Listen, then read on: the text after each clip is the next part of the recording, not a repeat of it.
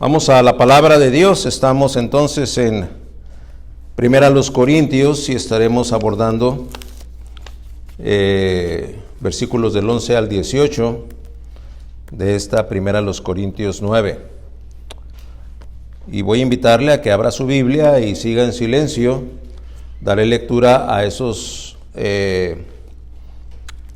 8 versículos.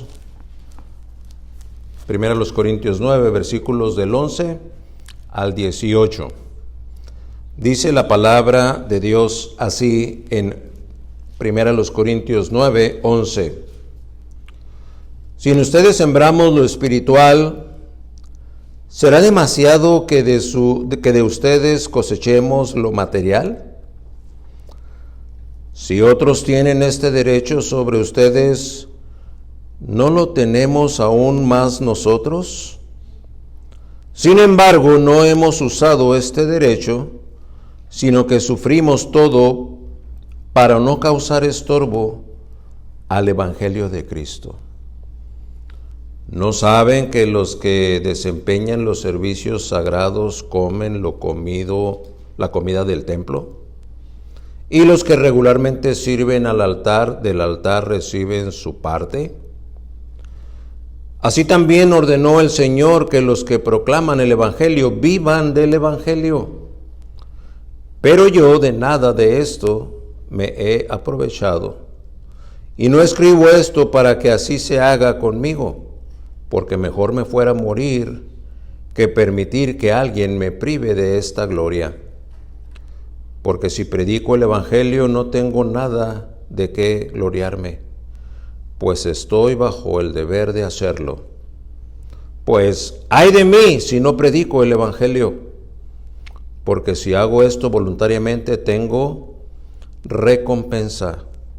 Pero si lo hago en contra de mi voluntad, un encargo se me ha confiado.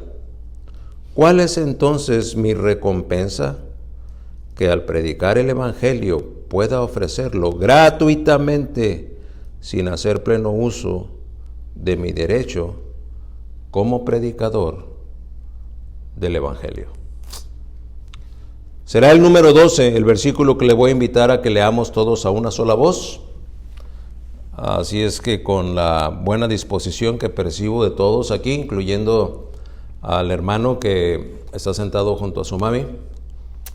Nada más hay un hermano aquí que está sentado junto a su mami, mira. Todos los demás no estamos sentados junto a su mami. ¿Qué privilegio tienes, Anthony? ¿Sabes? Me hiciste extrañar a mi mamá ahorita. Tú la tienes. Acércate a tu mami. Que alcances a leer la Biblia, mira. Ándale, ya, mira. ¿Ya ves? Si supiésemos lo privilegiados que somos de tener a mamá. Gracias. Leamos todos a una voz el versículo 12, les marcaré la introducción y vamos a respetar signos de puntuación. No se quede, pero tampoco se adelante, ¿ok? Dice el versículo 12 de Primera a los Corintios 9. Si otros tienen este derecho sobre ustedes, ¿no lo tenemos aún más nosotros? Sin embargo, no hemos usado este derecho, sino que sufrimos para dar estorbo al Evangelio de Cristo. Amén. Para no causar estorbo al Evangelio de Cristo. Para no causar estorbo al Evangelio de Cristo. Es poco común que quien o quienes responden al llamado de Dios para servirle en este ministerio de predicar la palabra reciban no de los ajenos a la obra, reciban de las ovejas ministradas el reconocimiento. Dije, es poco común que quien o quienes responden al llamado de Dios para servir en el ministerio de predicar la palabra reciban de las ovejas ministradas el reconocimiento o el aprecio que un oficio sacro como lo es el de servir al Señor merece.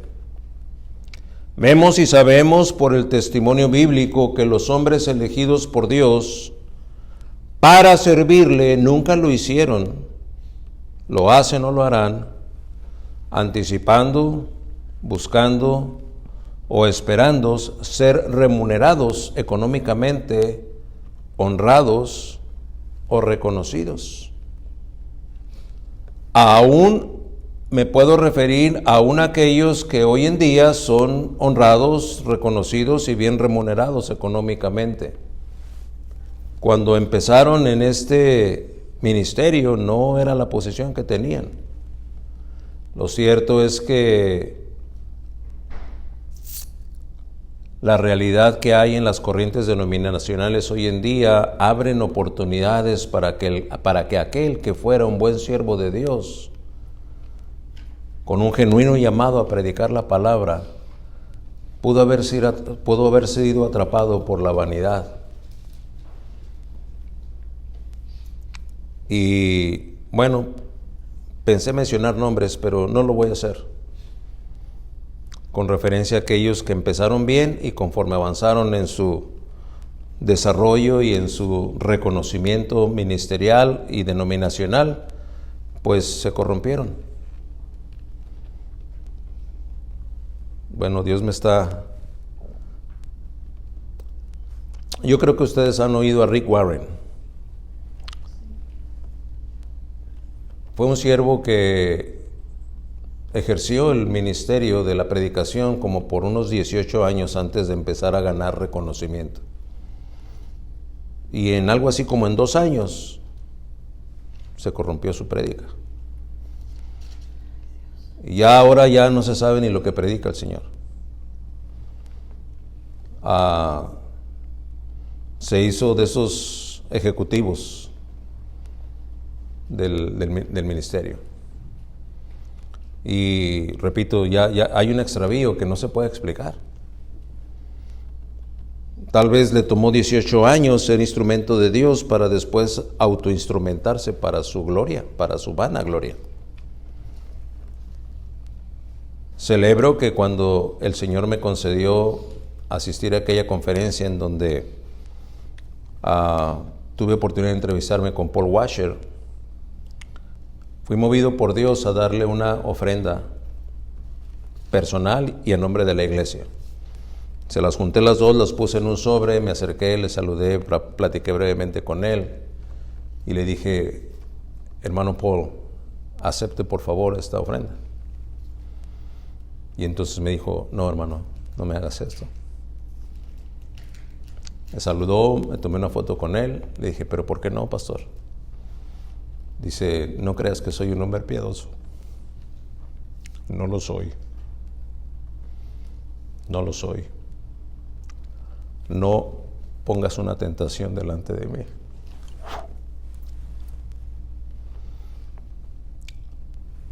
La página de mi agencia misionera HeartCry está en mantenimiento. Dice: en unas 2 o 3 semanas se va a abrir. Mándaselo a la agencia y lo canalizamos. Nunca lo había oído de un pastor, de un predicador. Sí, es cierto, el hermano no es pastor, pero él es predicador. Misionero más bien. Y dije: ¿qué lección?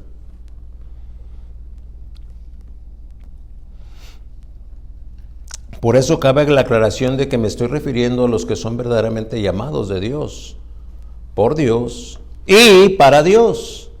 Como en los tiempos bíblicos, al paso de los años y hasta nuestros días, no dejan de haber lobos rapaces que devoran al rebaño, mercaderes de la fe que corrompen el formato de la iglesia para lucrar con la ignorancia y, tengo que decirlo, también con las desgracias de la gente.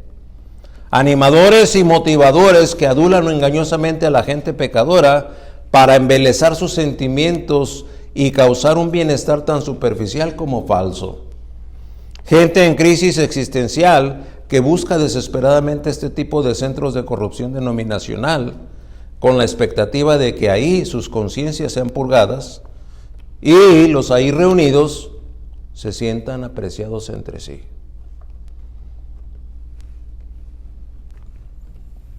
Ese apapacho emocional, de sana doctrina, de pureza de vida, de caminar en el Señor, de participar de su santidad, de no proveer para los deseos de la carne. No se habla, no se enseña y no se predica. Mucho menos se corrige, se exhorta o se instruye en la palabra, en la fiel palabra de Dios, con la intención divina que esta palabra tiene. Por otro lado, tristemente habremos de aceptarlo. En lugares así se consigue provocar un relativo sentir de bienestar, de aceptación, de permisividad, a cambio de los diezmos y las cuantiosas ofrendas. ¿Verdad? Como sabemos y hemos sido testigos, ¿verdad? Si estás contento con lo que Dios te bendijo, vamos a darle una ofrenda al Señor. Okay, voy a pedirle que aquí que pasen los sugieres. Vamos a dar 3 vueltas en la congregación, ¿ok? La primera ronda va a ser para todos los que pueden ofrendar de 1,000 para arriba. Si usted no va a ofrendar 1,000 para arriba, no ofrende en esta ronda. Adelante, hermanos. Ok, ahora todos los que puedan ofrendar de 500 hasta 1,000, ahí va otra ronda.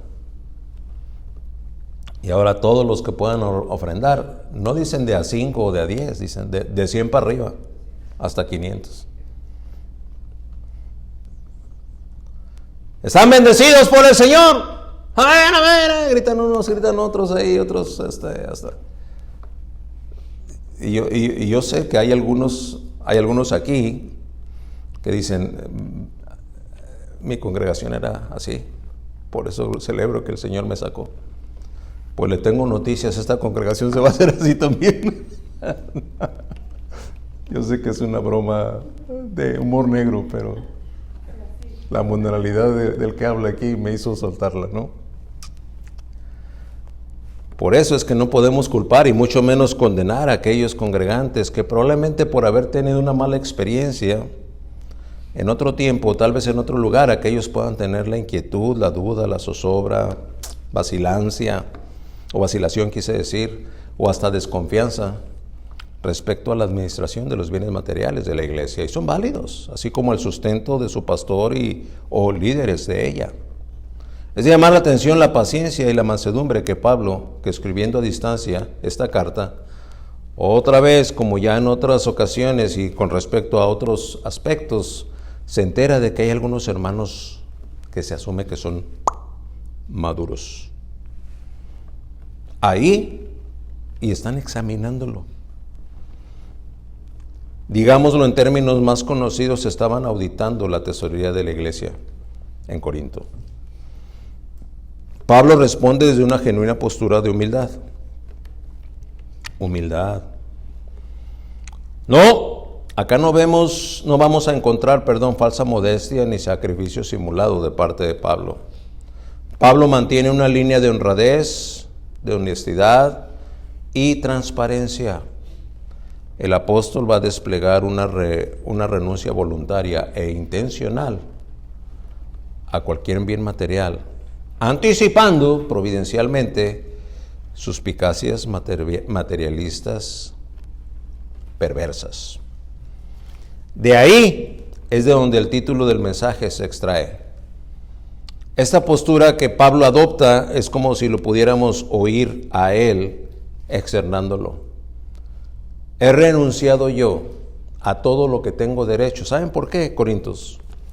Para no causar estorbo al Evangelio. Y sobre esa línea avanzaremos en el mensaje, pero vamos a pedir que Dios nos lleve de la mano. Padre nuestro, gracias porque eres bueno, porque cuando algunos tal vez que oyen este mensaje, no solamente bajo este techo, pero en las plataformas de donde pueden reproducirlo, son parte de una congregación así, de especulativa y emocionalista, que enfoca su intención en la moneda, en el recurso material, habrá de ser redarguido, Señor. Pedimos que nos salvaguardes de emitir juicios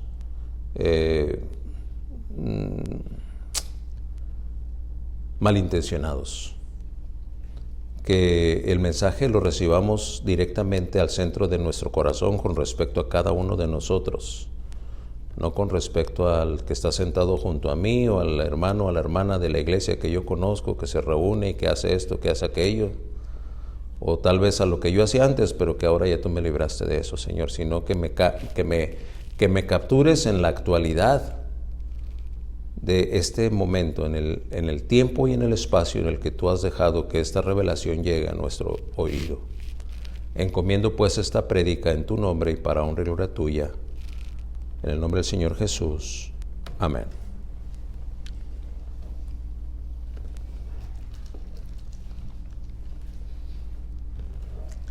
Ya vimos la semana pasada que la defensa de Pablo es una joya bíblica de argumentos absolutos. ¿Se acuerda? Con todas las preguntas que plantea en los versículos del 1 al 10 de esta carta, en este capítulo 9.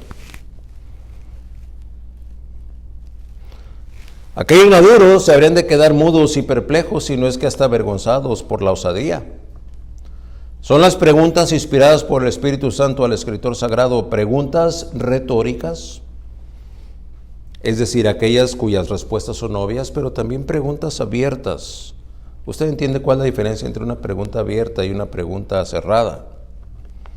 ¿Verdad? La pregunta abierta es aquella que le da oportunidad a contestar desplegando un poquito su percepción en general. Por eso es abierta, ¿verdad? Si yo me acerco a usted y le hago una pregunta abierta, le diría, gusto de verle, ¿cómo se siente esta mañana? Platíqueme un poquito. Es una pregunta abierta. Pues fíjese que me siento bien, pasé una buena noche, aunque hubiera querido dormir más temprano, pues realmente no pude irme a la cama hasta las 11, pero gracias a Dios dormí muy bien, me desperté hasta las 7:30, casi eran las 8, y está abierta la respuesta, ¿no? Pero si yo me acerco y le digo y le hago una pregunta cerrada es, oiga, anoche estuvo a 65 grados. ¿En su casa usted tuvo frío o calor? Frío, ya, ahí está cerrada. La respuesta es una sola palabra, ¿no? Y la pregunta retórica, en donde la pregunta retórica es, hay una obviedad en la respuesta, ¿verdad? Disculpe, le diría yo al hermano Héctor, si está parado en el borde de la azotea y da un paso hacia adelante, ¿se cae? Pues sí. Es una pregunta retórica, ¿okay? Una pregunta obvia. Y ese es el catálogo de preguntas que Pablo hizo en los primeros 10 versículos de este capítulo 9. Así es que, por eso decíamos, aquellos maduros que lo estaban cuestionando, muy probablemente llegaron a quedarse hasta avergonzados ante esas preguntas abiertas, cerradas y sobre todo las retóricas, porque esas los llevaron poco a poco, me refiero a estos examinadores, a descubrir el carácter dadivoso por un lado, honrado por otro, transparente de Pablo, probando y comprobando la autenticidad apostólica, sus valores morales, espirituales y ministeriales, en lo que escribe al final del versículo 18, lo leímos, que al predicar el Evangelio pueda ofrecerlo, dice, gratuitamente. Gratuitamente, sin hacer pleno uso de mi derecho como predicador del Evangelio. Es lo que les está diciendo en el versículo 18. Y es muy importante que entendamos esta postura del apóstol Pablo, porque el materialismo y el consumismo es una presión muy fuerte de nuestra sociedad hoy en día. Y esta presión permea en el ministerio. Recuerdo aquella ilustración que nos compartía quien fue mi pastor por algunos años. Decía que había ido a predicar a la graduación de un seminario, de un instituto bíblico, un seminario donde estaban graduando pastores, predicadores, y estaban graduando maestras que vendrían siendo eventualmente esposas de pastores y se dedicarían al ministerio. Dice, y prediqué en esa graduación, en ese servicio de graduación, Y el pastor ahí dijo que iba a estar por una hora y media dando consejería a aquellos que egresados de aquella universidad ya estaban ejerciendo el ministerio. Y entonces, dice, yo pues me presté, me dijo él si podía dar consejo de ministerial, y le dije que sí. Y me llamó la atención que sí. Primero entraron 1 o 2 muchachos a cernarme un poquito. ¿Qué me recomienda, pastor? Así. Y yo rápido, cuestión de 2 o 3 minutos, ya salía el otro. Y después entró un matrimonio, luego otra vez entró otro hermano solo. Y era mi 5ª, 6ª consulta cuando entran 2 matrimonios. Y los 4 eran graduados del seminario. Y entonces toma la palabra uno de los que estaban ahí, uno de los 4, uno de los 2 hombres, de los 2 pastores, o uno de los 2 esposos. Pastor, nada más quiero preguntarle, la iglesia a la que estamos pastorando es una bendición para nosotros. Es una buena iglesia, aman la obra, aman al Señor y pues nos aman como pastor y como familia pastoral. Yo le pregunto, pastor, en mi cumpleaños la iglesia me regaló un carro del año, un buen carro, y la acepté. Lo acepté. Obviamente pues fue motivo de gozo para la familia, para mi esposa y mis 2 chiquillos. Pues un carro del año me regaló. Hice mal en aceptarlo, pastor. Dice el pastor, pues yo le dije, no, pues si Dios movió los corazones y se lo aceptó, pues, y se lo dio, pues hizo bien en aceptarlo, porque usted lo recibió como que viene de Dios, ¿o no? Sí, pastor. Ok. ¿Y cuál es el consejo que quieren? No, realmente yo vine porque mi amigo, ¿verdad?, que graduamos juntos hace 5 años, 6 años de aquí, me pidió que viniera con ellos porque él quiere consultarle, pero yo nada más quise preguntarle si estuvo bien que aceptara el carro. Sí, claro que sí. Pues muchas gracias, les bendiga, nos vamos. Y se salió ese matrimonio. Y ya se quedó el otro matrimonio que venía, ¿verdad? Y dice, bueno, sí, hermanos, díganme, ¿en qué les puedo ayudar? Dice, y la esposa empezó a llorar. Empezó a sollozar poco a poco.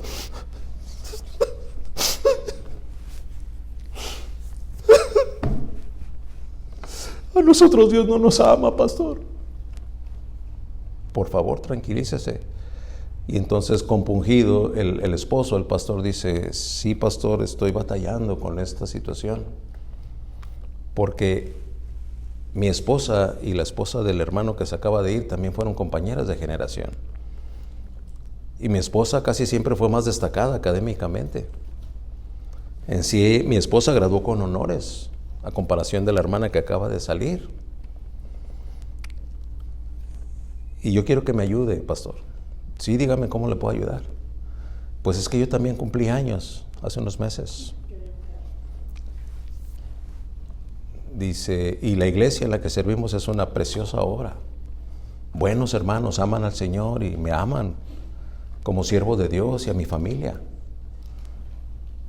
Pero nos regalaron una crackpot, un slow cooker. Eso es una olla de esas eléctricas que llegaron, y para la familia pastoral una olla para cocer en fuego lento, ¿no?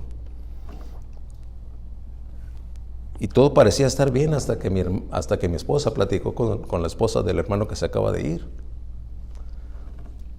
Y desde entonces estamos sufriendo en la casa.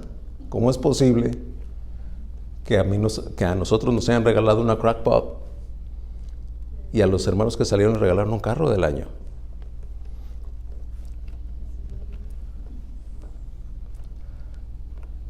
Y esa ilustración vino a mi memoria porque este era el pasaje del que estaba predicando el pastor.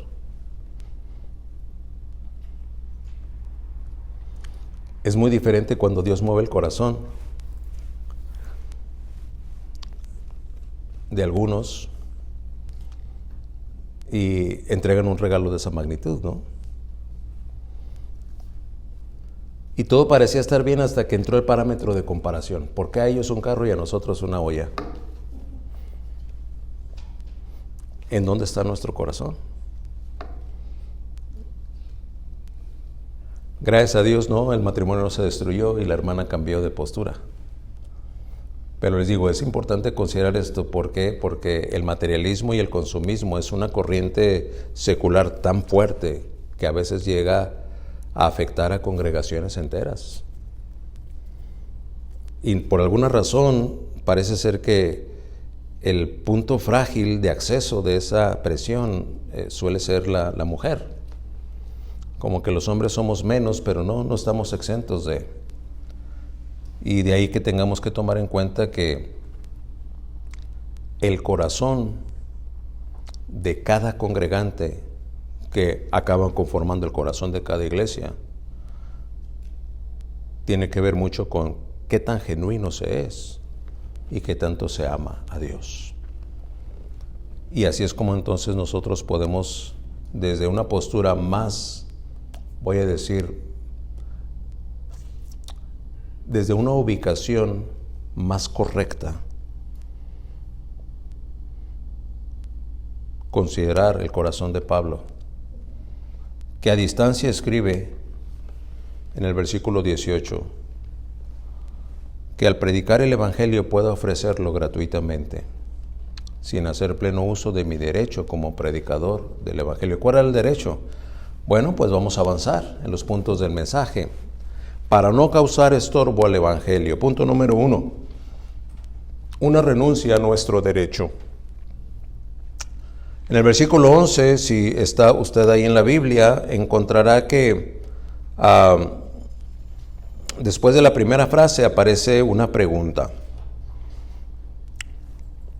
Si en ustedes sembramos lo espiritual, ahí está abierta la declaración. Pregunta, ¿será demasiado? ¿Será demasiado? Aquí hay un concepto relativo. ¿Será demasiado? Cuando digo relativo, es porque para algunos puede algo ser demasiado, mientras que para otros no serlo. Por eso digo es relativo, ¿verdad? Hubo alguien que en algún momento dado dijo, no, pues estoy contento, ahí no me contrataron. ¿Por qué? Porque me van a pagar a $20 la hora. Hombre, yo nunca había ganado tanto. Y contesta el otro, $20 la hora. Yo empecé ganando 35. Tú andas contento con $20 la hora. Entonces, lo que para unos es demasiado, para otros no lo es. Entonces, ¿nota usted el poder de esta pregunta? ¿Será demasiado?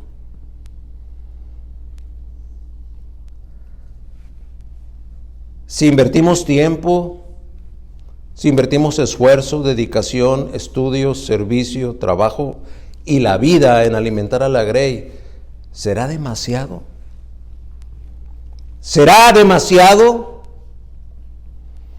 que de lo que ofrecen a Dios y ofrecen a su obra, sí, ustedes, los creyentes, miembros del cuerpo de Cristo, ¿será demasiado que de ustedes cosechemos lo material? Es decir, puede haber alguien aquí que juzgue que el oficio de predicar la palabra no sea más que a lo mejor este cuate es nomás una blantina ahí que se para a hablar y pues ya, y ya por eso quiere esto, quiere aquello, o la Biblia nos lleva a tener que sustentarlo y proveer para todo lo que necesita. ¿Será demasiado? ¿Será demasiado cuando a lo que somos llamados es a ministrar en el Espíritu? ¿Será demasiado cuando en un lado de la balanza está lo eterno, mientras que quien no se dedica a lo eterno necesariamente se dedica a lo temporal. Se dedica a lo que se corrompe, a lo que se acaba.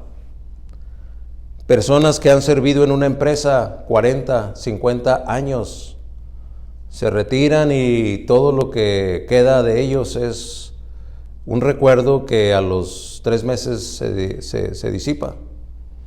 Y ni el patrón, ni los compañeros, ni nadie ahí se acuerda más. Mientras que aquel que ministra en el Espíritu tiene toda la eternidad para ser reconocido por Dios.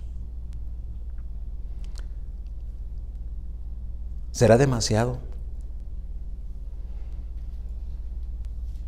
¿Qué quiere decir demasiado? Excesivo, que supera los límites o valores esperados. Pablo da a entender que no es posible imponer el concepto de exceso al valor de la vida de uno que se expuso al Evangelio. Y digo aquí de uno que se expuso al Evangelio por el ministerio de aquel. ¿Será demasiado? No sé qué será de la vida de alguien que está aquí esta tarde. No sé qué será de la vida de él en este lado de la eternidad. Pero por la gracia de Dios ella fue alcanzado y tiene vida eterna. No parece, no tiene que parecer, tiene que ser. ¿Será demasiado? Que pueda haber un reconocimiento o inclusive una compensación por la vida de uno que fue expuesto al Evangelio. Oiga, Pablo está pesado, ¿no? Con esa pura pregunta. ¿Será demasiado? ¿Qué valor nominal podríamos darle a una persona? Y si eso se extiende a una familia, por la gracia de Dios, los 3 adultos de esta familia, Dios los alcanzó en su gracia y bajaron a este bauticerio el mismo día los 3.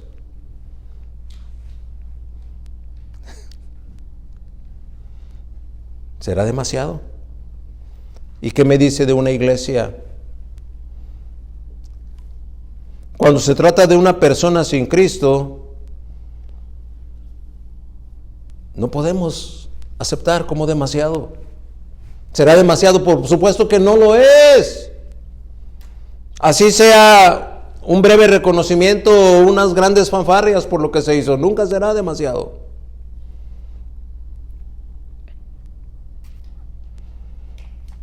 Leemos el versículo 12 y abre diciendo, si lo tiene ahí, siga con su vista.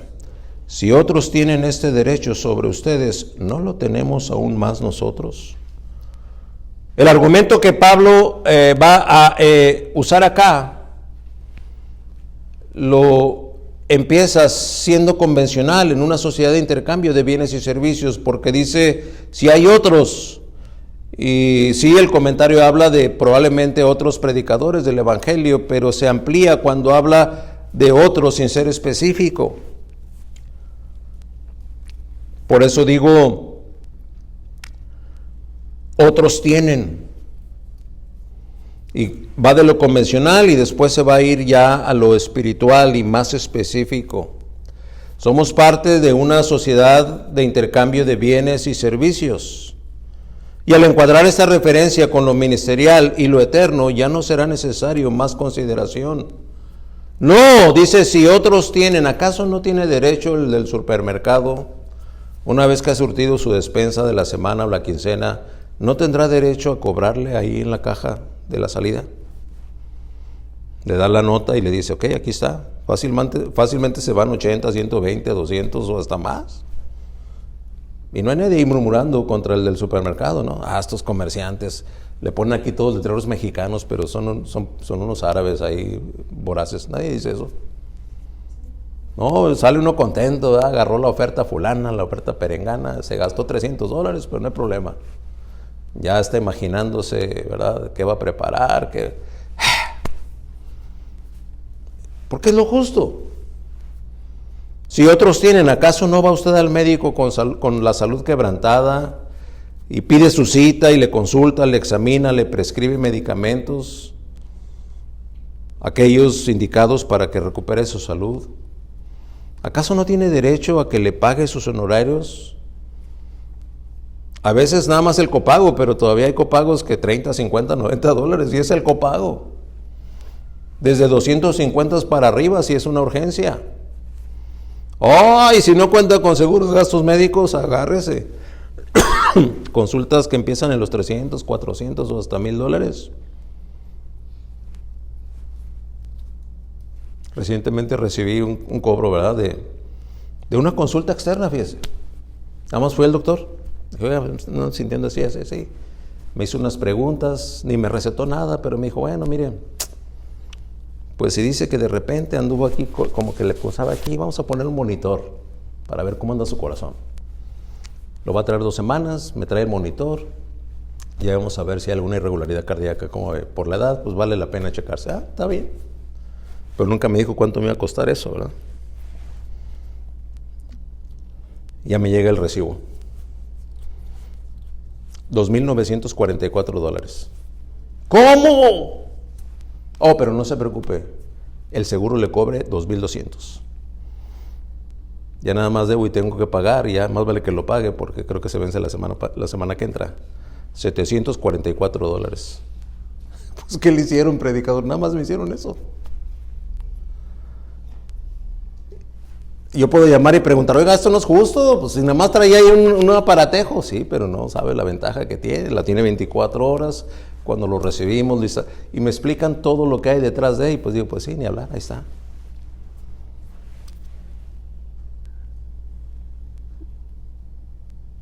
Me atrevo a pensar que Dios va a invertir tiempo con cada uno de nosotros. Bueno, invertir tiempo, el tiempo no existe en la eternidad, pero su gracia va a alcanzar para revelarnos. Mira, tú te entregaste ese día después de que yo te di la fe para que creyeras, porque ¿sabes qué es lo que estaba pasando? Y nos va a contar, nos va a revelar qué es lo que estaba pasando alrededor nuestro. ¿Te acuerdas cuando sufriste ese quebranto? Mira, esto es lo que estaba pasando. Y entonces nos vamos a maravillar y vamos a darnos cuenta que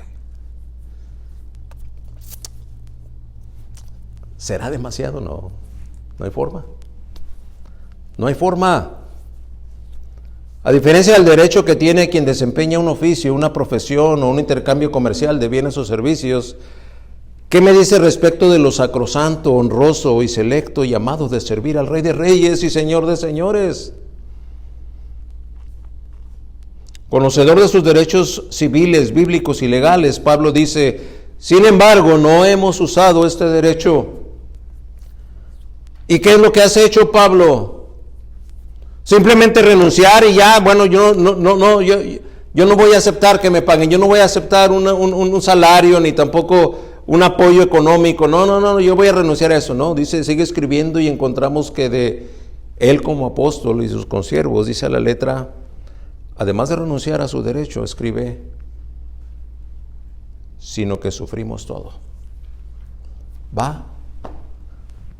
No solamente no pide remuneración o exige remuneración, sino que está dispuesto a sufrir todo. ¿Lo puede ver ahí en el versículo 12? Si otros tienen este derecho sobre ustedes, no lo tenemos aún más nosotros. Sin embargo, no hemos usado este derecho, sino que sufrimos todo. Y dice, para no causar estorbo. Sufrimos todo. De entrada, ¿qué será eso que sufrimos todo? Bueno, pues de entrada, las sospechas de los hermanos. Oye, Pablo, pues ¿qué estarás haciendo con todas las ofrendas que se levantan aquí? A ver, vamos, como que cuentas largas, amistades claras, ¿cómo va? ¿Cuentas claras, amistades largas? No, al revés. No, sí, cuentas claras, amistades largas, ¿va? Pablo tiene que venir a decirles, miren, yo ni les he cobrado. Con mayor placer, ahí dice 2 Corintios, ¿se acuerda de ese versículo? Gastaré lo mío y aún mismo yo me gastaré del todo por amor a vuestras almas. Y ustedes me están pidiendo cuentas. De entrada ya estoy padeciendo porque ustedes están sospechando de mí.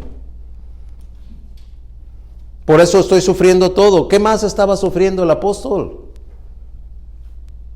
No tenía una mansión. Déjeme decirle, la versión de Saulo de Tarso era suficientemente poderoso económicamente para vivir en una buena finca, para tener sirvientes. Esa versión de Saulo de Tarso no era un vagabundo que se lo encontró Dios y se lo trajo a servirle, no. Saulo de Tarso era el gran Saulo de Tarso. El hecho de que se mencione Saulo de Tarso es porque muy probablemente era el más acaudalado económicamente de aquella ciudad. ¿Cómo se refieren a Carlos Slim? El de México, ¿verdad? Grupo Carso. ¿Cómo se refieren a Bill Gates? Todos Seattle es de él.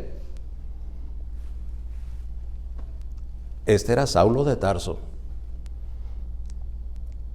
Y aquí está Pablo, con un grupo de maduros en la congregación. ¿Sí no le ve, Pablo? ¿Qué te parece si hacemos cuentas? Porque como que tu secrecía y tu esto y tu aquí, pues vamos viendo. Si yo ni siquiera les he cobrado. Y en ese ministerio sacrificial, si usted me pregunta, ¿el apóstol Pablo debe haber pasado hambres? Intencionalmente sí. Porque yo nunca promoveré el ayuno como una práctica devocional. Pero cuando Dios le llama a ayunar al que es verdadero, hay una edificación espiritual que no se puede comparar con nada. Y no se ayuna para que Dios te cumpla un capricho. Con tu ayuno no vas a ir a sobornar a Dios. Que dices, ya estoy ayunando para que Dios haga esto.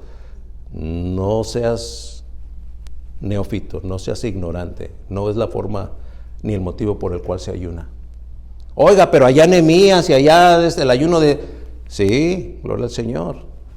Pero no era para que me dijera qué hacer, para que me indicara qué hacer.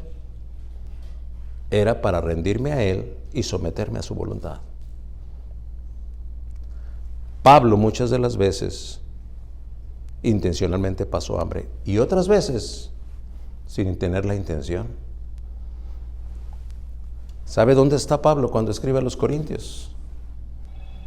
En Filipos, en Éfeso, amando a otros hermanos a los cuales después les escribe desde la cárcel. Por eso cuando dice, sino que sufrimos todo, oiga, en ese todo podemos poner una larga lista de sufrimientos del apóstol. Pero de entrada, pues, esta desconfianza. Cuando estaba preparando este bosquejo, me detuve a orar por un buen rato. ¿En dónde habré oído yo eso?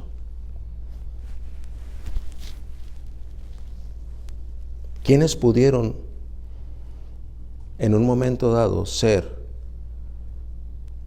los que desde su madurez llegaron a externar tales dudas? ¿Qué fue o de dónde salió o resultó la intriga? En Corinto fue de los supuestamente maduros y de fuerte conciencia. De ahí que nosotros digamos una renuncia a nuestro derecho. Titula bien este punto porque Pablo lo deja en claro. ¿Se puede usted imaginar a esos maduros cuando Pablo les confronta con la realidad de su ministerio? La carta no registra que haya habido una postura de arrepentimiento, pero es que eso no le corresponde a Pablo. Pablo es el que está escribiendo. Ya encontraremos por allá por el capítulo 13, 14 y 16 cómo Dios obró en aquellos maduros. Pero ya llegaremos ahí. Punto número 2, versículos 13 y 14. Un ministerio recompensado. Cuando leemos en el versículo 13, dice, ¿no saben que los que desempeñan los servicios sagrados comen la comida del templo y los que regularmente sirven al altar del altar reciben su parte? Muchos son los comentarios que desde un punto de vista no necesariamente teológico hacen referencia a muchos sacerdotes de los que oficiaban en el templo. ¿Por qué? Porque no comían mal esos señores. De cada sacrificio que presentaban delante de Dios, de cada holocausto que quemaban en el altar, levíticamente, la ley levítica dictaba que algunas partes de ese sacrificio era para que se lo comieran ellos. Entonces estaban bien alimentados. Y no había aquí gente esbelta. Estaban bien comidos. Así que Pablo confronta a estos maduros y les dice, ¿y no saben que los que desempeñan los servicios sagrados comen la comida del templo? ¿Y los que regularmente sirven al altar del altar reciben su parte? Después de plantear esa pregunta, va a apoyarse en lo dicho y dictado por Dios, cuando en el versículo 14 aborda lo que ya abordó en los primeros versículos del capítulo 9. Así también ordenó el Señor que los que proclaman el Evangelio vivan del Evangelio. Así es que este es un ministerio recompensado. Los servicios que desempeña el que escribe, claro, inspirado por el Espíritu Santo, este es Pablo, se califican como servicios sagrados. Y refiere servicios desempeñados. ¿Qué quiere decir desempeño? Realización de las funciones propias de un encargo. Trabajo o función determinada. Permítame acotar esto un poco más. Es una ocupación que demanda tiempo. Ser ministro del Evangelio, predicar la palabra, demanda tiempo. Y si es tiempo, demanda vida, dedicación, diligencia, responsabilidad y disponibilidad. Al fin es una ocupación. Ya lo espiritual, siendo el Espíritu Santo el que ministra las virtudes y las destrezas necesarias que se van desarrollando, los citados servicios también demandan testimonio, es decir, ejemplo. Ejemplo. ¿Cómo me vería yo, cómo se vería cualquier ministro del Evangelio diciéndole que usted participe de la santidad de Dios y es un mundano? ¿Cómo se vería aquel que dice, sé diligente en lo que haces, pero tú eres desobligado y no te importa? Por eso digo testimonio.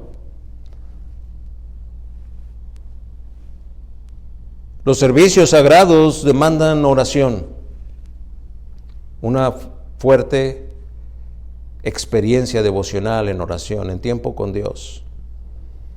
En tiempo con Dios. Los tiempos que podemos saber y conocer por el testimonio de la palabra de Dios, que fueron los más difíciles para el maestro, los afrontó no sin haber orado. No sin haber orado. Había llegado ya la hora de entregar su vida en la cruz. Acaba de pasar tiempo con sus discípulos en el aposento alto, en aquella celebración, la última celebración en estas dimensiones de la comunión entre ellos. Y les da el testimonio de decir que, bueno, él ya quería tener esto porque no lo iba a volver a tener hasta que volviera a celebrarlo en el cielo. Termina, sale y se encamina al Getsemaní. Va directamente a ser arrestado. Pero ahí en el Getsemaní está orando. ¡Orando! Ahí está en oración. ¿Qué es lo que viene? El arresto, su pasión, su muerte. Y antes de vivir esa situación está orando. ¿Qué ejemplo? Para aquel que se precia de tener un privilegio como ese, la oración. Estudio. teológico intenso y extenso. Busqué este pasaje, yo sé que está en Job, pero no lo encontré. Se lo oí una vez citado al hermano Washer. Aquel que es ministro de Cristo es como un minero que se arriesga entrando a la mina, no nada más hasta donde los túneles llegan, pero hasta todos esos recovecos donde ya inclusive es difícil meterse para poder explorar lo que hay, para allá encontrar esa preciosa verdad teológica, bíblica, y sacarla y traerla a su grey. Y es un pasaje de Job. Voy a tener que leer Job a ver si la próxima semana lo encuentro y se lo traigo. Es que el estudio teológico no nada más es extenso, pero es intenso. Un servicio sagrado también demanda consagración, mansedumbre, humildad.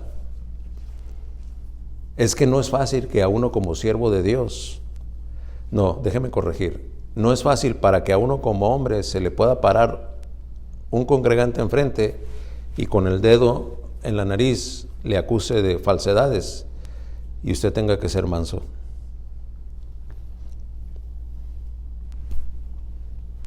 Solamente aceptar la acusación.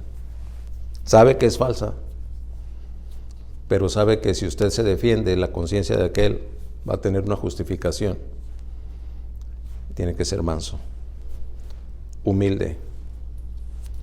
Tiene que estar dispuesto en esa demanda a sufrir.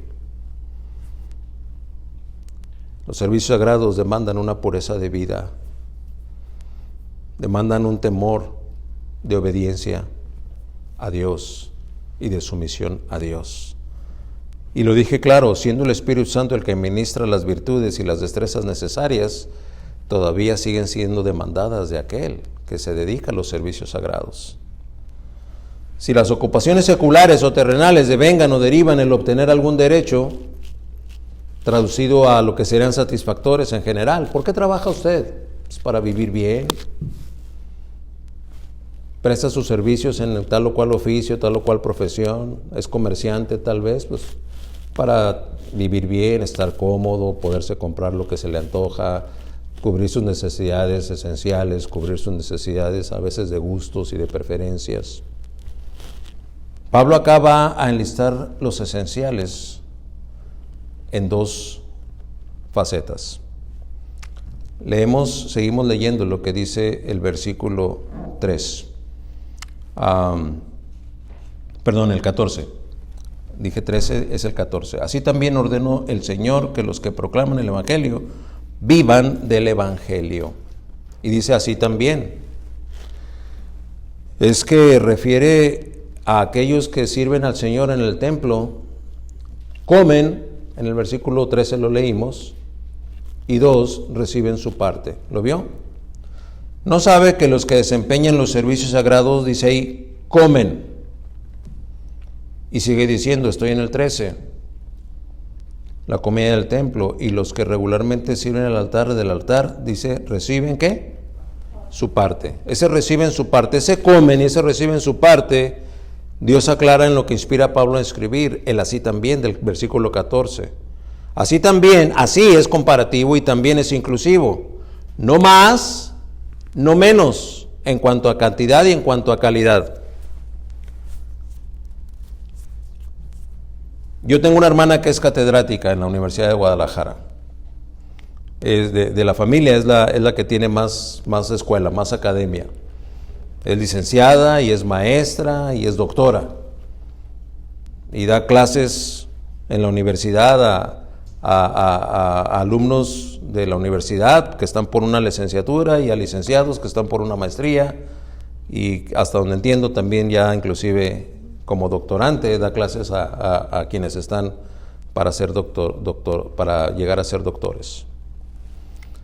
Y una de las realidades que ella vive en el ambiente laboral es que la labor de un maestro es extremadamente sacrificial porque no nada más cuentan las horas aula, cuentan las horas de preparación para la clase, las horas de evaluación de los exámenes, cuenta para cuenta y cuenta y cuenta, y cuando pones tiempo junto, pues estás realmente trabajando hasta 15, si no es que más horas al día, por lo demandante que es. Sin embargo, no es remunerada en esa proporción. No tiene un pago y unas prestaciones de acuerdo a todo lo que sacrifica. Pues eso es apenas una pequeña escala de lo que realmente representa un servicio ministerial, un servicio que es sacro. Así que cuando dice así también es comparativo y luego dice inclusivo, no más, no menos en cuanto a cantidad y en cuanto a calidad. Pablo no está porque le paguen bien. ¿Se imaginan cuánto le tendrían que pagar a Pablo si él reclama un pago al nivel de Saulo? A ver, hermanos corintios, pues de menos yo necesito aquí tener 2 carrozas con unos caballos de esos percherones o de unos camellos de esos que no se deshidratan para que recorran hasta 100 kilómetros antes de tomar agua. Y quiero una mansión aquí, quiero una mansión allá, y quiero sirvientes, y quiero de la mejor comida que hay en toda la región, y quiero de los mejores vegetales. ¿Por qué? Porque eso es lo que demandaría alguien del nivel de Saulo.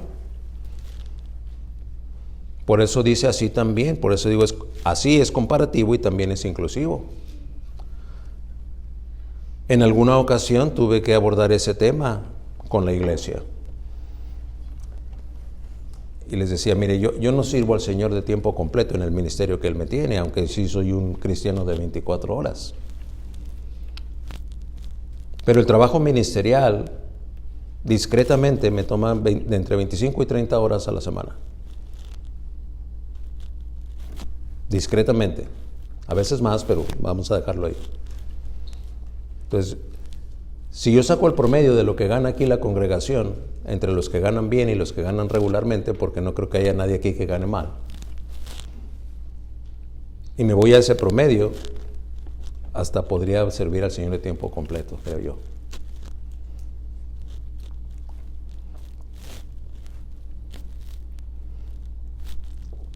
Porque si, para redondear números, me pongo en 30 horas a la semana, aquí fácil podemos promediar unos $25 por hora.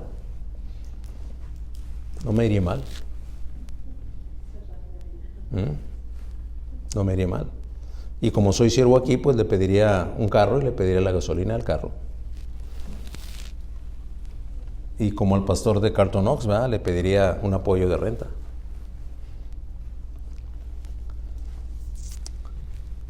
¿No será demasiado?, preguntaría uno.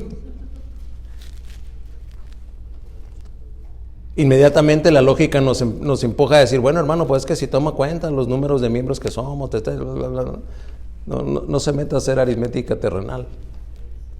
Estamos hablando del así también, un término comparativo. No más, no menos. Ni más, ni menos. Así. La comida tal cual representa todas las necesidades fisiológicas, es decir, las provisiones generales para funcionar. Mientras que a la vez la parte, eso que revela como reciben su parte tal cual, representa su pago. Obreros en Cristo, ya en el 9:9 lo escribió. Acá entonces reitera para ratificar, 1 Timoteo 5:18 en la parte C del versículo, dice el obrero es digno de su salario. En el servicio a Cristo como iglesia, debes saberlo, es una obligación ministerial bíblica. Pagar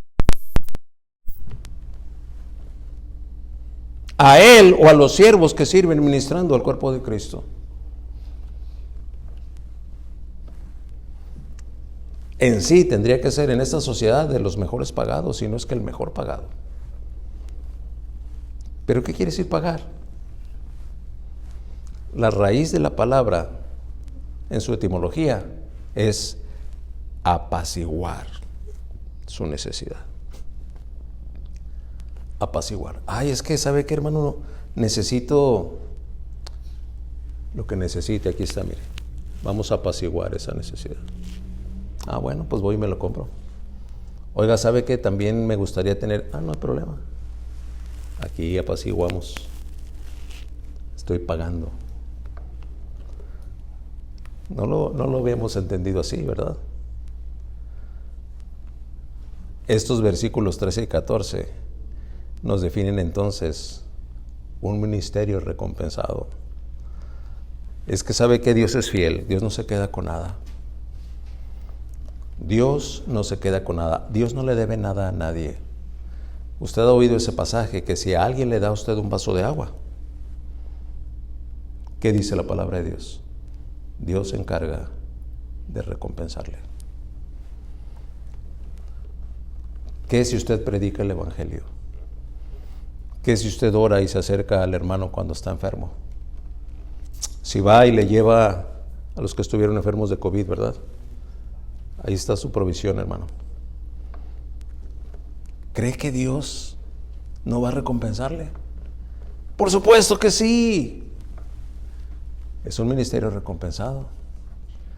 Pablo se está defendiendo con argumentos eternos. Ustedes maduros me vienen a preguntar, me vienen a cuestionar, me vienen a examinar. Déjenme decirles, ¿estoy en el ministerio que Dios recompensa?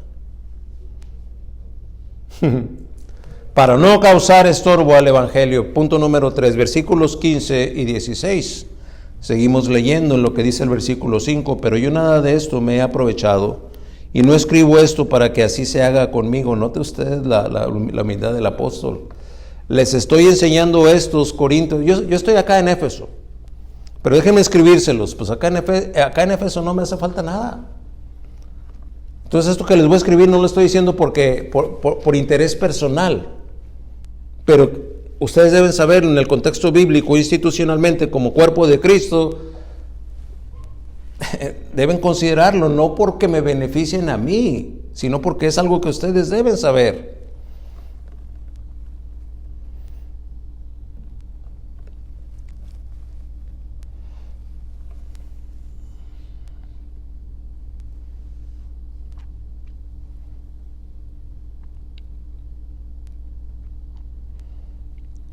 Pero yo de nada de esto me he aprovechado, y no escribo esto para que así se haga conmigo, porque mejor me fuera a morir que permitir que alguien me prive de esta gloria.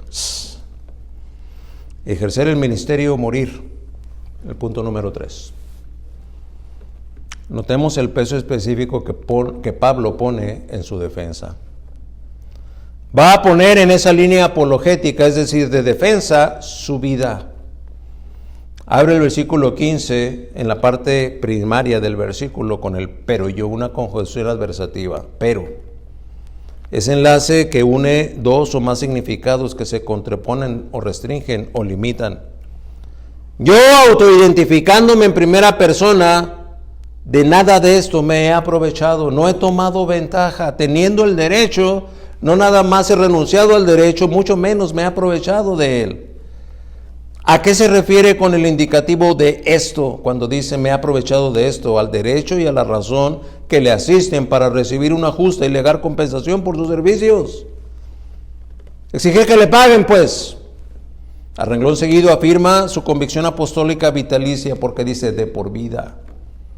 Después de aclarar que no escribió lo que escribe en las líneas previas buscando el beneficio o la consideración en favor de sí mismo, escribe enseguida ahí en el versículo 15 la parte C, porque mejor, otro parámetro de comparación. Porque mejor me fuera a morir que permitir que alguien me prive de esta gloria. Mejor. ¿Quisiste escribir mejor, Pablo? Sí. Si pudiéramos tener una entrevista con Pablo y acercarnos y decirle, hey, Pablo, vengo de Corinto. Se leyó ahí tu carta.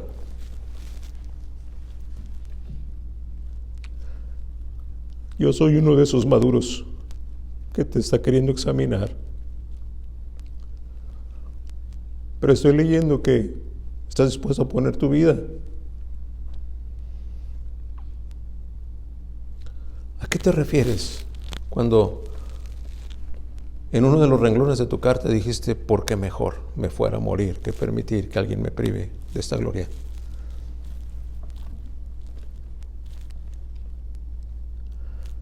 Muy seguramente Pablo nos contestaría, bueno, es que voy a cumplir con mi deber.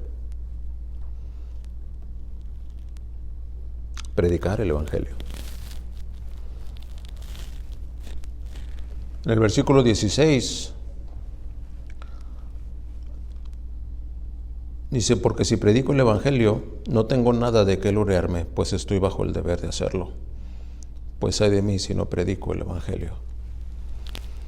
Sí, es un privilegio, pero es un deber. Sí, es una bendición, pero es un deber. Sí, puede ser humillante algunas veces, pero todavía es un deber. Sí, es una renunciación tal vez a mi nombre o a la opinión que tengan otros de mí, pero todavía es un deber. A eso es a lo que me refiero. Pues ay de mí si no predico el Evangelio. Ay de mí si no conozco el Evangelio. Ay de mí si no pienso el Evangelio. No hablo el Evangelio o no vivo el Evangelio. ¡Ay de mí! Es una expresión famosa en toda la palabra de Dios. Es un modismo hebreico de antaño, con que se expresa una profunda tristeza, un pesar, una desesperación y un quebranto. ¡Ay de mí que no predique el Evangelio! ¿Cómo voy a resolver mi vida si no predico el Evangelio? A eso es a lo que me refiero. Mejor. Gracias, Pablo, por contestarnos así. Yo soy uno de los maduros que te está queriendo examinar, pero ya entendí. Déjame regresarme a Corinto y a contarles tu respuesta.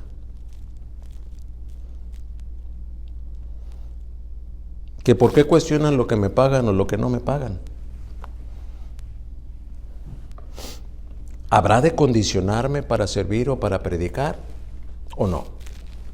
No hay forma. El llamado, la convicción y el deber divinos están muy por encima de lo que las condiciones contractuales o las compensaciones materiales lo representan. Voy a ejercer mi ministerio o voy a morirme. Así de sencillo. Me paguen o no me paguen, me compensen o no me compensen, me examinen o no me examinen. O lo ejerzo o me muero. Ejercer el ministerio o morir. ¿Todavía tienes alguna duda, maduro? Punto número 4, final del bosquejo. Para no causar estorbo al Evangelio. Voluntariamente y gozar recompensa. El versículo 18, la palabra de Dios dice, porque si hago esto voluntariamente tengo recompensa, pero si lo hago en contra de mi voluntad, un encargo se me ha confiado. Pregunta, ¿cuál es entonces mi recompensa? Que el predicar el Evangelio pueda ofrecerlo gratuitamente sin hacer pleno uso de mi derecho como predicador del Evangelio. Muy por encima de lo que los examinadores esperarían. La recompensa que Pablo tiene en su panorámica ministerial. ¿Se acuerdan? La semana pasada lo predicamos. Es la cosecha. El resultado de los que al oír el mensaje del Evangelio habrán de confirmar su elección divina, recibiendo vida espiritual, esa vida que es eterna. No sin haber recibido la fe para creer y la convicción de pecado que el Espíritu Santo pone ahí para el genuino y legítimo arrepentimiento, el inherente y resultante del que es alcanzado por la sublime, gratuita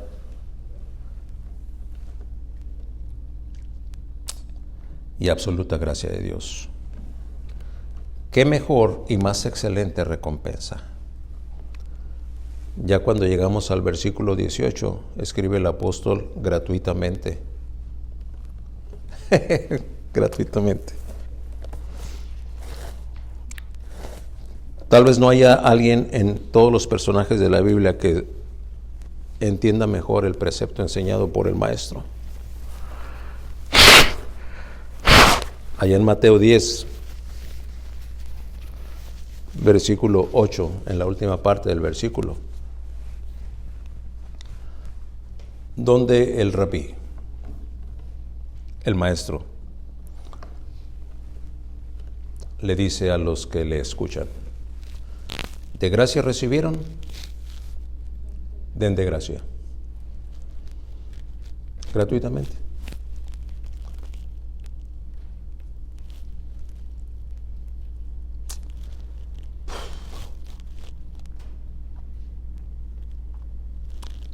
Fue la gracia de Dios la que paró en seco a Saulo y lo puso rostro en tierra.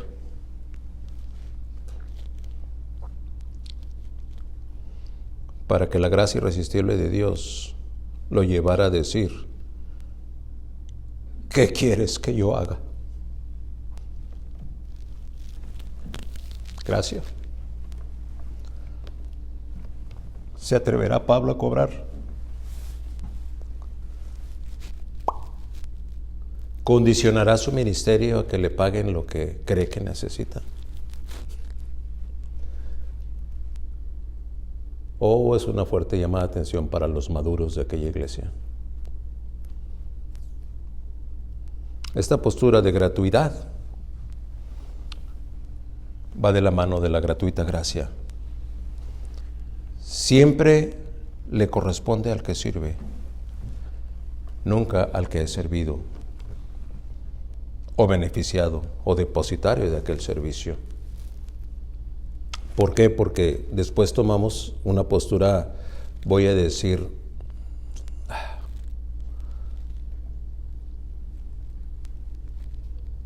una postura injusta, descarada, insolente. Bueno, pues, ¿y por qué le habremos de pagar, no? Pues, ¿acaso que Dios no es el que se encarga de? No, esta postura de gratuidad, lo que estoy diciendo aquí, corresponde al que sirve, nunca al que es servido o beneficiado, depositario de aquel servicio. Pues eso como que no me gustó, hermano. Gloria al Señor, que no nos tiene que gustar o no gustar, porque es un absoluto. Y lo iba a leer solo, pero vamos a concluir con esta cita. Vamos todos a Romanos 5. Abra su Biblia.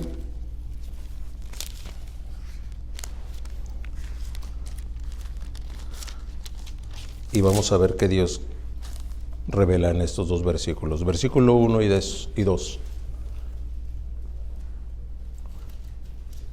¿Ya lo tiene ahí?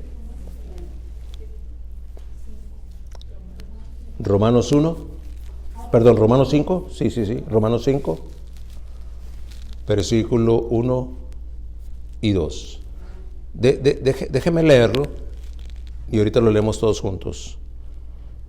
Dice la palabra de Dios: por tanto, habiendo sido justificados por la fe, tenemos paz para con Dios, por medio de nuestro Señor Jesucristo, por medio de quien también hemos obtenido entrada por la fe a esta gracia en la cual estamos firmes y nos gloriamos en la esperanza de la gloria de Dios.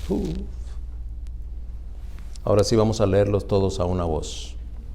Dice la palabra de Dios: por tanto, habiendo sido justificados por la fe, tenemos paz para con Dios por medio de nuestro Señor Jesucristo, por medio de quien también hemos obtenido entrada por la fe a esta gracia en la cual estamos firmes y nos gloriamos en la esperanza de la gloria de Dios.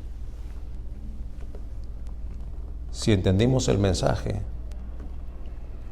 y si lo aplicamos a nuestra vida,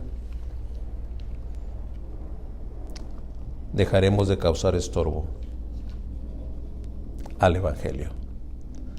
Y ese era el propósito de este mensaje, para no causar estorbo al Evangelio.